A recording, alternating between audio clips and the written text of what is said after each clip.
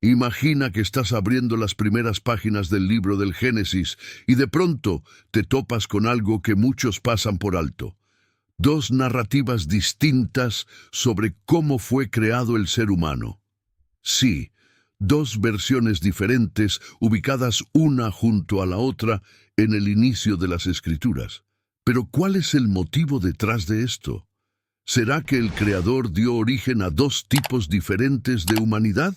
Esta pregunta ha provocado debates entre teólogos, investigadores y amantes de los textos sagrados durante generaciones. Lo que muchos interpretan como una repetición literaria puede esconder un mensaje más profundo. Al analizar estos relatos, comienzan a emerger detalles intrigantes, como si estuviésemos observando dos momentos diferentes, documentados con intenciones únicas. En el primer capítulo, la creación del ser humano aparece como parte de una obra grandiosa. Hagamos al ser humano a nuestra imagen, conforme a nuestra semejanza. Hombre y mujer los creó. Aquí, la narrativa tiene un tono majestuoso, casi universal.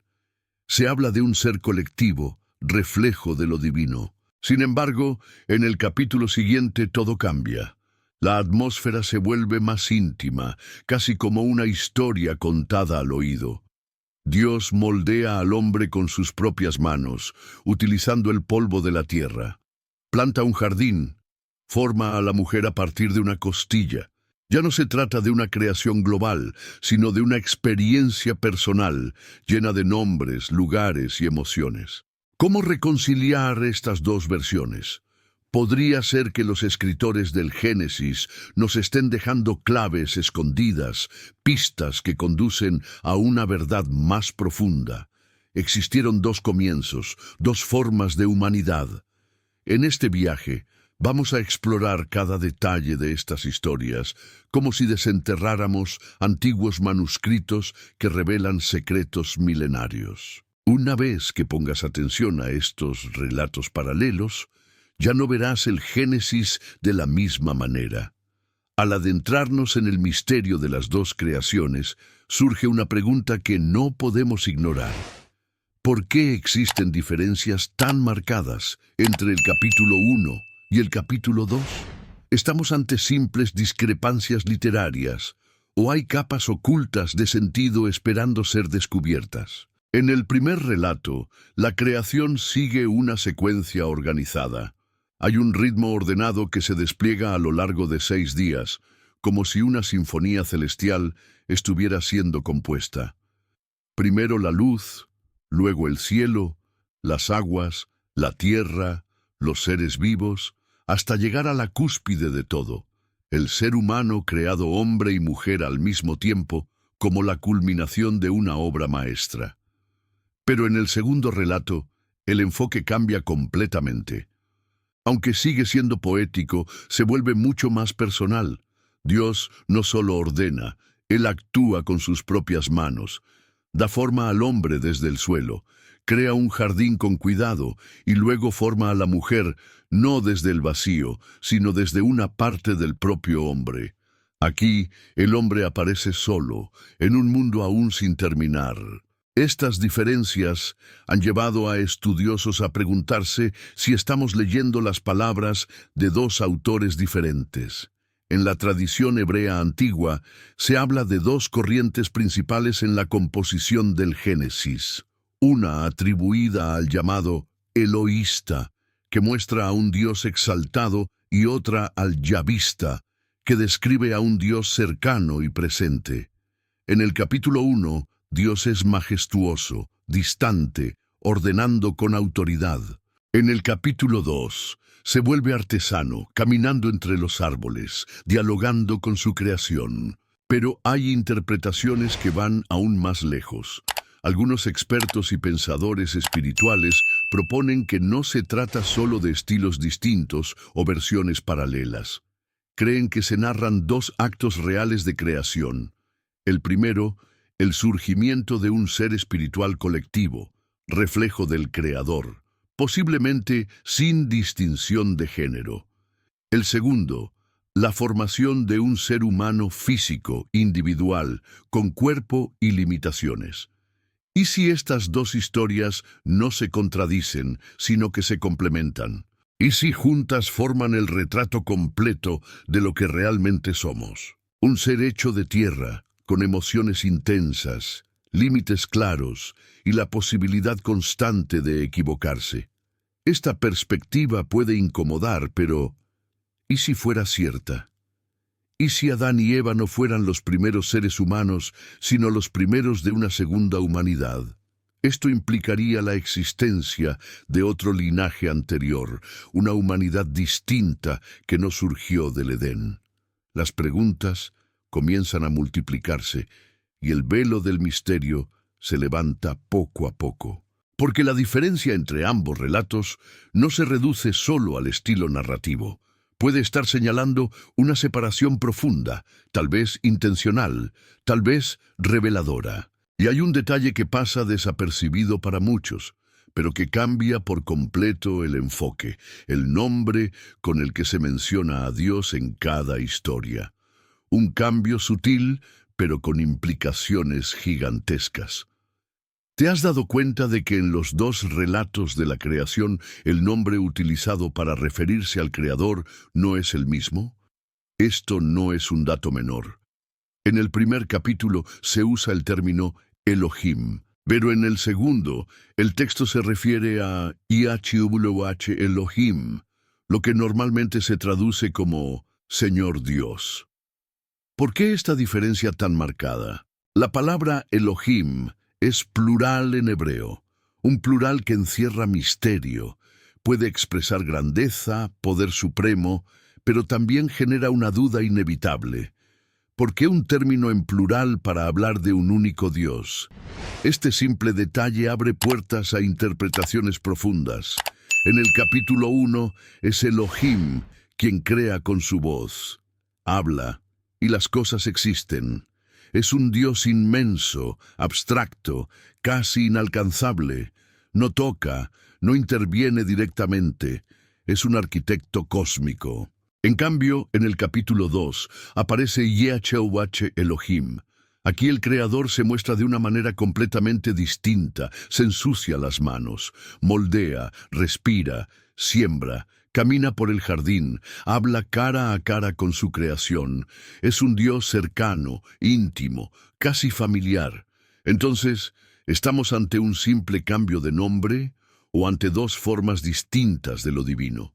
Hay antiguos textos, incluyendo escritos gnósticos y documentos no canónicos, que plantean algo aún más audaz, que Elohim y EHWH podrían representar dos aspectos diferentes del Creador, o incluso dos entidades separadas, cada una con un papel distinto en el origen del mundo. Una fuerza universal, expansiva, creadora del todo, y otra más directa, personal, modeladora de lo físico. Algunas interpretaciones van más allá y proponen que Elohim representa una conciencia colectiva divina. Por eso el uso del plural, mientras que YHWH encarna la experiencia espiritual concreta del pueblo hebreo. Pero, ¿y si no fuera una diferencia de estilo, sino de dimensión? ¿Y si la creación del capítulo 1 no fuera física, sino espiritual?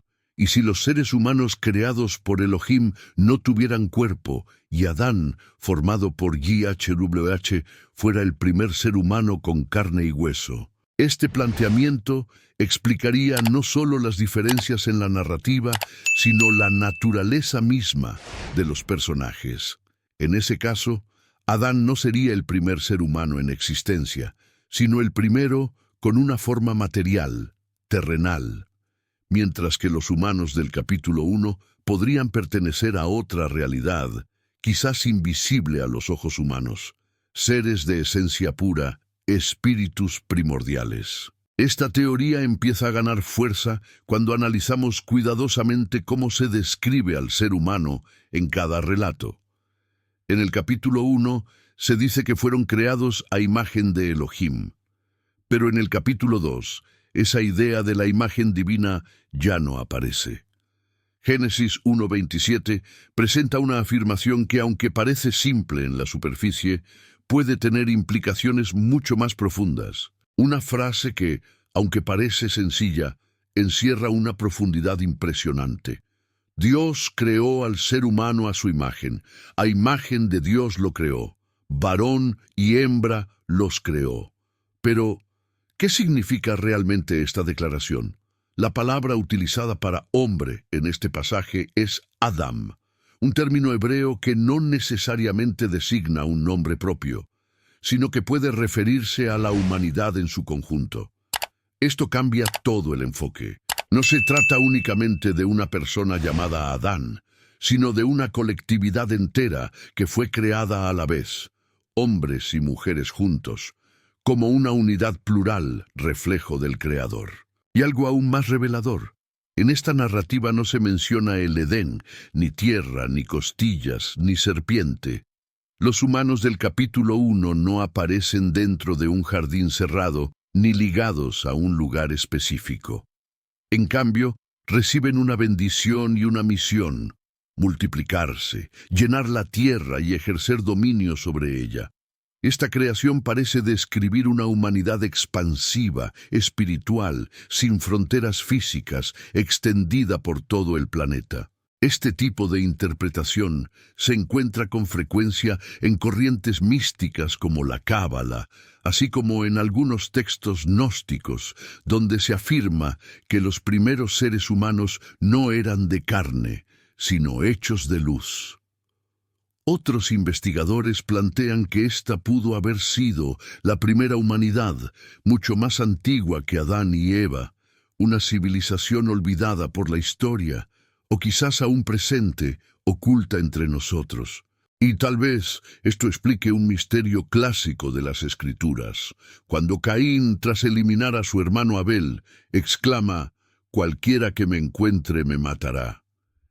¿A quién se refería, si supuestamente sus padres eran los únicos seres humanos? Esto ha llevado a muchos a considerar que los humanos del capítulo 1 no son meros símbolos.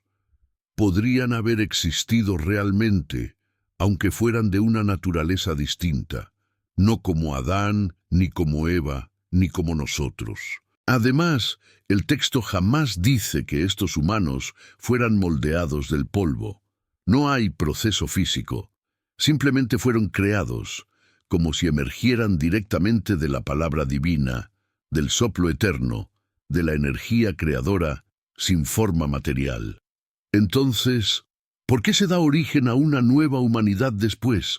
¿Cuál fue la razón para introducir a Adán y Eva? ¿Por qué reiniciar la historia con una segunda creación?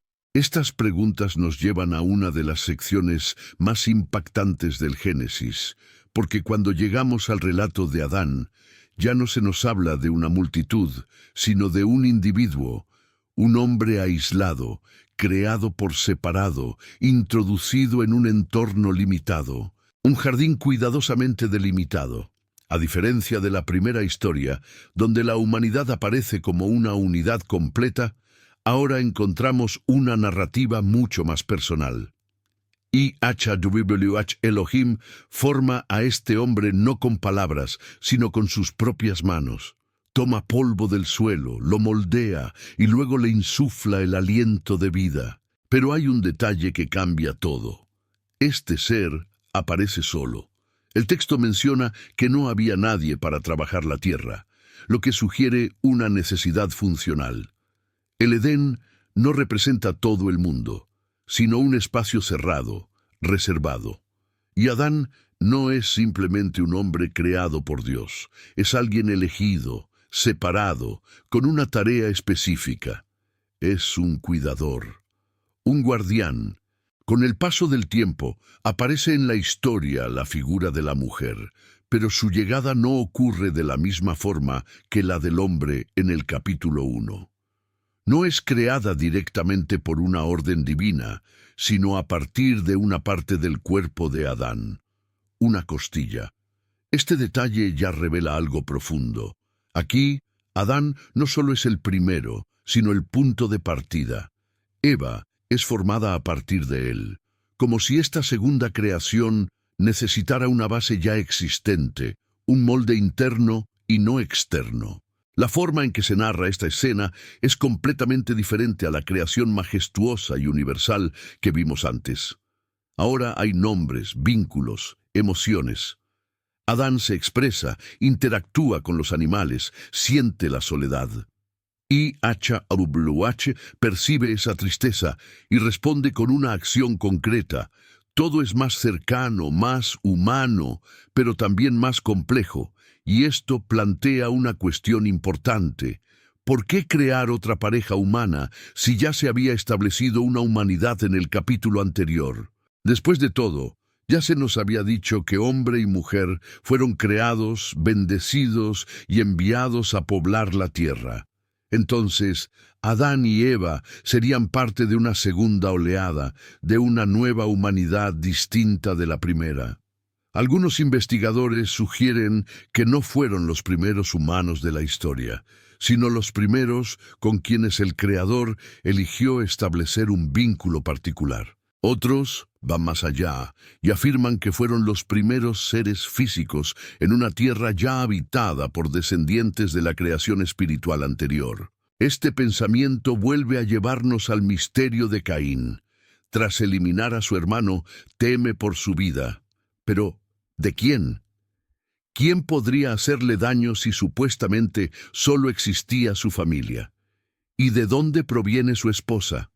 Todo empieza a cobrar sentido si aceptamos la posibilidad de dos líneas humanas, una invisible, espiritual, presente desde el principio, y otra tangible, consciente y limitada, pero elegida para una historia específica. Si Adán marca el inicio de esa nueva etapa, ¿qué opinaban los sabios de la antigüedad sobre esta doble creación? Habrá pistas en los textos más antiguos. Durante siglos, esta cuestión ha sido debatida con pasión por rabinos, teólogos, místicos y estudiosos. La idea de que existen dos tipos de humanidad, creadas en momentos distintos, ha aparecido una y otra vez en corrientes tanto judías como cristianas. Particularmente en tradiciones místicas como la Cábala y entre los pensadores gnósticos de los primeros siglos, esta visión era considerada clave para comprender los secretos del Génesis. Según estos enfoques, el relato del capítulo 1 se refiere a la creación de los llamados Adam Harishon, los hombres primordiales. No serían seres de carne y hueso, sino entidades espirituales, reflejos puros de lo divino, esparcidos por la creación, quizás incluso sin estar sujetos al tiempo o la muerte.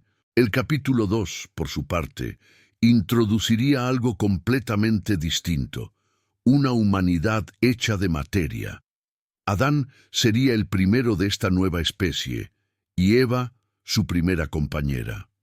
Un proyecto más limitado, sí, pero también más profundo en su vínculo con lo humano, capaces de fallar, de sufrir y de transformarse.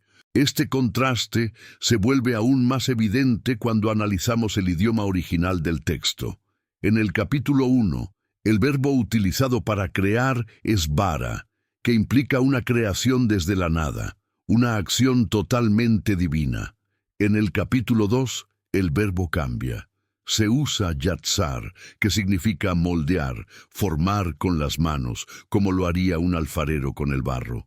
Dos actos completamente diferentes, dos intenciones distintas, dos tipos de humanidad, dos métodos distintos para dar origen a la vida. Así lo interpretaron sabios como el rabino Naides, quien sostenía que la primera humanidad fue formada como una esencia espiritual, mientras que el Adán del Edén fue revestido con un cuerpo físico. En esta misma línea, el Zohar, texto fundamental de la Cábala, afirma que el ser humano del primer relato no participó de la llamada caída original, precisamente porque no tenía una forma material. En cambio, el Adán del segundo capítulo, el que fue modelado con manos divinas, sí fue vulnerable al deseo, a las ilusiones y a la muerte. Desde otra perspectiva, Los textos gnósticos también ofrecen una interpretación sorprendente. Escritos como el Evangelio de Tomás o el Apócrifo de Juan plantean que el universo físico fue obra de un creador inferior, un artesano limitado que encerró almas sagradas dentro de cuerpos hechos de barro. Esta visión, aunque considerada radical por muchos, sugiere que aquellos seres espirituales del principio fueron forzados a encarnar, perdiendo su esencia luminosa. Algunos intérpretes van aún más lejos. Sostienen que los humanos del capítulo 1 del Génesis no desaparecieron, sino que todavía existen, aunque no en este plano. Serían presencias de luz, habitantes de otra dimensión, observadores silenciosos o incluso guías invisibles que aún acompañan a la humanidad. Mientras tanto nosotros, los hijos de Adán, caminamos en un mundo de materia, dolor y búsqueda de redención. Pero, ¿y las evidencias en los textos antiguos? ¿Existe algo en el hebreo original o en las tradiciones orales del judaísmo que respalde esta idea de dos creaciones distintas? Para desentrañar este misterio, debemos regresar a las fuentes más antiguas, no solo al texto escrito, sino también a los relatos transmitidos de generación en generación antes de ser registrados en pergaminos. Es en esos ecos milenarios, conservados por sabios a lo largo de los siglos, donde comienzan a emerger señales sorprendentes. Los manuscritos del Mar Muerto hallados en Qumrán abrieron una ventana a narrativas que expanden y en algunos casos cuestionan la versión convencional del Génesis. Algunos de estos textos plantean que la creación de la humanidad no fue un solo evento, sino que ocurrió en fases.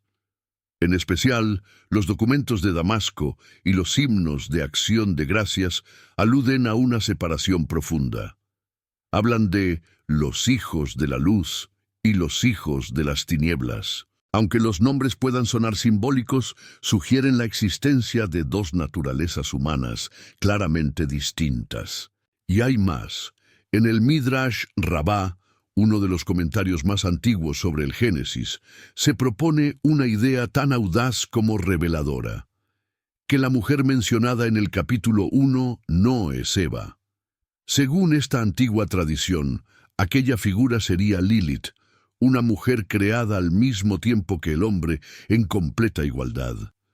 Pero al negarse a someterse, habría abandonado el Edén y se habría transformado en un ser errante, una presencia libre que no aceptó la estructura impuesta. Aunque esta historia no aparece en el texto bíblico canónico, fue cuidadosamente preservada en la tradición oral durante siglos, generando una pregunta poderosa. ¿Y si la mujer del capítulo 1 no fue Eva? ¿Y si la pareja mencionada allí no es la misma del capítulo 2? Entonces estaríamos ante dos linajes separados, uno vinculado a Lilith y a la humanidad espiritual, y otro nacido de Eva y del Adán físico. Según los antiguos sabios de la Cábala, el relato de la creación no debe leerse como una historia lineal, sino como un texto lleno de velos. Lo que aparece escrito de forma literal oculta verdades más profundas, reservadas solo para aquellos que saben mirar más allá de las palabras. En este enfoque, la imagen y semejanza de Dios no se relaciona con un cuerpo físico, sino con una chispa divina presente en los seres del capítulo 1. Una chispa que habría quedado eclipsada en los humanos moldeados en el capítulo 2. Incluso la manera en que están organizados los versículos en hebreo refuerza este misterio. Palabras que se repiten, cambios sutiles en los nombres utilizados para Dios, y términos como Adam, que pueden significar tanto un individuo como una colectividad o incluso una idea abstracta. Todo esto sugiere que los antiguos redactores no estaban simplemente registrando hechos históricos, estaban transmitiendo niveles de significado, dimensiones espirituales ocultas bajo la superficie del texto. Entonces, Estamos hablando de dos humanidades que existen al mismo tiempo, una que se ve, que siente, que sufre, y otra que no se percibe con los ojos, pero que tal vez sigue caminando entre nosotros. Si es así, somos herederos de una caída o de una separación. ¿Qué propósito profundo se oculta tras esta dualidad? Hasta aquí hemos rastreado símbolos, nombres y manuscritos que apuntan a la existencia de dos actos de creación humana en el Génesis. Pero la gran pregunta permanece. ¿Qué representa esto para nosotros espiritualmente? ¿Son estas historias meros relatos antiguos o espejos de una verdad que aún vive en nuestro interior? Muchos pensadores, tanto antiguos como contemporáneos, han interpretado el Génesis no como un simple inicio de la historia del mundo, sino como un mapa del alma. En esta visión, el ser humano del capítulo 1, creado a imagen y semejanza de lo divino, representa nuestro aspecto eterno, espiritual, incorruptible. Por otro lado, el Adán del capítulo 2, formado de tierra, colocado en un jardín, sujeto al error, encarna nuestra dimensión física, vulnerable, imperfecta. La cábala judía describe esta dualidad a través del nefesh, el alma inferior conectada al cuerpo, y el neshama, el alma superior que anhela la unidad con lo divino. Ambas coexisten en una danza de ascenso y caída, donde la conciencia se transforma paso a paso. En esta visión, la historia de Adán y Eva no es solo una caída, es un descenso necesario del alma hacia la materia, donde debe experimentar, equivocarse, aprender y finalmente regresar transformada. Esta misma idea resuena en el cristianismo místico, especialmente en las cartas de Pablo, donde se habla del hombre natural y del hombre espiritual. El primero, limitado y terrenal. El segundo, elevado, renovado por una conexión más profunda. Ambos habitan en nosotros, reflejando las dos creaciones descritas en el Génesis. Desde el punto de vista esotérico, tanto judío como cristiano, el Edén no se pierde por accidente. Es parte de un proceso. El espíritu se encarna no como castigo, sino como camino, para crecer, para amar, para volverse consciente de sí mismo. La segunda creación, entonces, no es inferior, es necesaria. Es un peldaño en la escalera del despertar. Y si esta lectura es correcta, entonces el Génesis no es solamente el relato de cómo comenzó el mundo. Hoy esa tensión sigue viva dentro de nosotros. La sentimos cada vez que luchamos entre lo que deseamos y lo que sabemos que es correcto, entre el cuerpo que se desgasta con el tiempo y el alma que anhela lo eterno, entre el barro que nos ata al suelo y el aliento divino que nos impulsa hacia lo alto. Tal vez la verdadera pregunta no sea si existen dos tipos de humanidad allá afuera, sino si ambas habitan dentro de cada uno de nosotros. Y si la historia bíblica no fuera solo un relato del pasado, sino una invitación profunda, que el ser humano del capítulo 2, frágil, limitado, errante, encuentre el camino de regreso hacia el ser divino del capítulo 1, eterno, consciente, lleno de luz. Pero, ¿será esta idea exclusiva del Génesis o aparece también en otros textos olvidados por el tiempo, escondidos por siglos, relegados al silencio? Tal vez este misterio esté mucho más presente de lo que pensamos. Los libros canónicos ya nos enfrentan a una dualidad poderosa. Sin embargo, los textos apócrifos y místicos parecen llevar esta búsqueda aún más lejos, como si abrieran puertas hacia dimensiones más profundas del conocimiento. En muchos de estos antiguos escritos, algunos ocultos, otros quemados o censurados, encontramos ecos claros de la existencia de dos tipos de creación humana, e incluso de dos humanidades distintas. El libro de Enoc, por ejemplo, describe seres celestiales que descienden a la tierra, los vigilantes, entidades espirituales que se unieron con mujeres humanas. pero no con todas. Se dice que se relacionaron con una línea específica de personas, lo cual sugiere que existía otra humanidad, tal vez inaccesible para ellos. ¿Serían estos los humanos del capítulo 1, los inalcanzables? Y los del capítulo 2, los vulnerables. Incluso Enoc, ancestro directo de Noé, aparece como una figura distinta. Se dice que caminó con Dios y fue llevado, sin pasar por la muerte como los demás. Una existencia que parece pertenecer a otro nivel, como si su origen fuera más antiguo o más elevado que el de la humanidad común. En los evangelios gnósticos hallados en Nag Hammadi, esta dualidad interna es un tema central. El Evangelio de Tomás, por ejemplo, habla de una luz escondida dentro del ser humano que debe ser despertada. El Evangelio de Felipe afirma que Adán fue creado de dos formas, primero como un ser espiritual y luego como un ser físico. Una distinción que refleja con claridad los dos relatos del Génesis. Y aún hay más. El apócrifo de Juan menciona directamente al hombre primordial, una figura arquetípica, celestial, creada no para habitar el mundo físico, sino como reflejo puro de lo divino. En estos escritos antiguos se presenta una visión aún más desconcertante. Un ser supremo, perfecto, que crea un ser humano luminoso, libre, eterno. Pero luego, esa criatura es atrapada en un cuerpo físico por un creador inferior, un demiurgo, que se asemeja al Dios que actúa en el capítulo 2 del Génesis.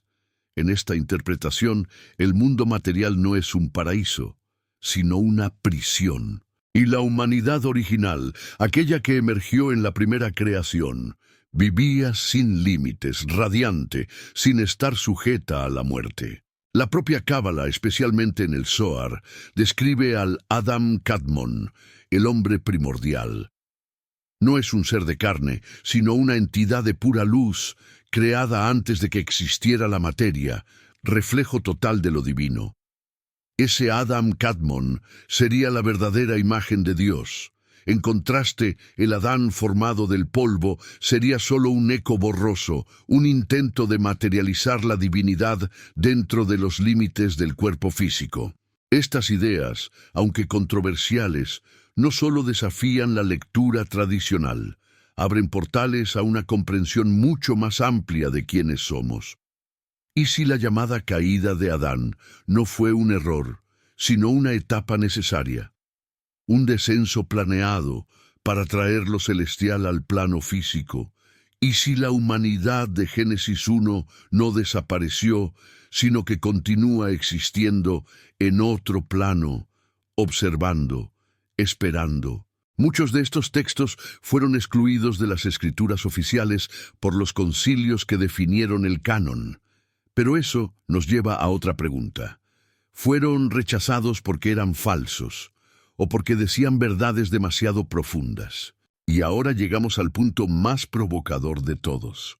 ¿Y si todo esto fuera real? ¿Cómo cambiaría lo que creemos sobre nuestro origen, sobre nuestro propósito, sobre este mundo que habitamos? ¿Y si el Génesis no estuviera contando una sola creación, sino dos? ¿Y si lo que aparenta ser una simple repetición poética fuera en realidad el eco de un secreto antiguo, escondido a plena vista? Aceptar la posibilidad de dos humanidades lo transforma todo. Significa que nuestra identidad no es lineal ni uniforme. Somos seres complejos, dualidad encarnada. Llevamos dentro una chispa de lo eterno, pero habitamos una forma pasajera. Somos al mismo tiempo luz y barro, divinidad y límite, un puente viviente entre el cielo y la tierra. ¿Y si aquellos humanos del capítulo 1 aún existen en otra forma? ¿Y si nos observan, nos guían, o tal vez somos nosotros mismos, olvidando nuestra verdadera procedencia? La verdadera invitación de estas historias sería recordar, reconstruir ese puente roto, volver a la fuente. Místicamente, esto se conoce como rectificación, el proceso de elevar el alma, de regresar a la imagen original, de reconectarnos con lo sagrado. En ese sentido, todos estamos viviendo la historia de Adán dentro de nosotros mismos. Hemos sido expulsados del Edén, pero llevamos el mapa de regreso grabado en el alma. Y aún queda una última posibilidad, una pregunta aún más atrevida. ¿Y si no todos los seres humanos fueran iguales? ¿Y si entre nosotros caminaran descendientes directos de... ¿Y si realmente existieran dos linajes coexistiendo en este mismo mundo? Uno nacido de la luz y otro forjado en la materia. Dos humanidades con propósitos distintos, viviendo en paralelo. Esta idea, que para algunos suena a ficción moderna, ha sido explorada por corrientes esotéricas contemporáneas que hablan de almas antiguas, semillas estelares e incluso de seres híbridos. Pero, ¿y si no fueran solo teorías fantasiosas? ¿Y si fueran ecos de una verdad antigua, cifrada en los primeros capítulos del Génesis? Observa la historia humana. Guerras, conflictos, divisiones sin fin. ¿Y si todo esto fuera el reflejo de una batalla ancestral entre dos naturalezas? Una lucha que no comenzó hoy, sino en los orígenes mismos de la existencia. El ser espiritual tratando de despertar, y el ser terrenal aferrándose al polvo. Tal vez el mayor secreto del Génesis no sea cómo comenzó todo, sino cuántas veces comenzó. Tal vez no hubo un solo principio, sino dos, y ambos siguen vivos dentro de nosotros. El alma, entonces, no está perdida, solo dormida, esperando recordar, reconectarse, regresar, volver a ser imagen viva de lo divino, incluso dentro de este mundo de sombra y barro. Visto así, el texto bíblico ya no es solo un relato del pasado, es un espejo, un código, un llamado silencioso al despertar, porque la creación olvidada aún habita en ti. Y ahora la pregunta ya no es teórica ni histórica. La pregunta es para ti. ¿De cuál creación vienes tú? ¿Y cuál estás eligiendo manifestar?